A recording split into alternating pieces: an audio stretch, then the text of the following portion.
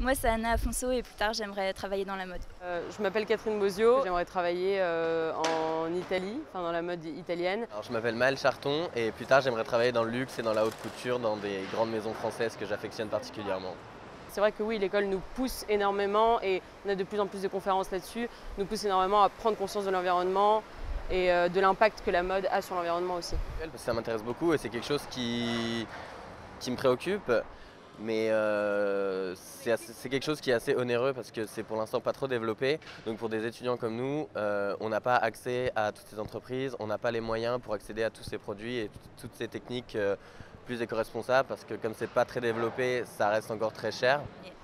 Acheter que du tissu bio, ça revient très cher, donc on est obligé de partager, enfin en tout cas pour ma part, je partage avec et des tissus bio et des tissus non bio. Et puis c'est difficile aussi de trouver ce qu'on recherche exactement en termes de matière et tout ça, parce qu'il n'existe pas forcément tout maintenant en bio et en équitable et tissus écologiques. Depuis 2-3 ans, il me semble, on est obligé de faire de l'upcycling. Enfin, c'est mis dans nos programmes parce que justement, ils ont conscience que c'est quelque chose où dans la plupart des entreprises, on va être obligé de passer par là. Faire de l'upcycling, c'est-à-dire partir de vêtements déjà créés pour les retravailler et en faire de nouveaux vêtements.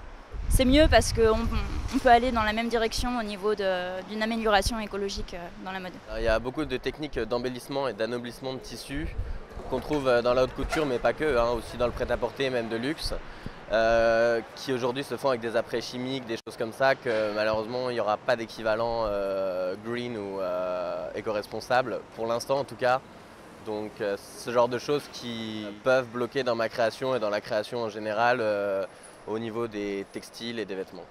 La haute couture ne pourra jamais être complètement équitable. Ça, je pense que c'est pas possible parce qu'il y a certains besoins que la haute couture a de type broderie, de type des tissus d'une qualité particulière où pour le coup la mode équitable pour l'instant n'est pas au niveau.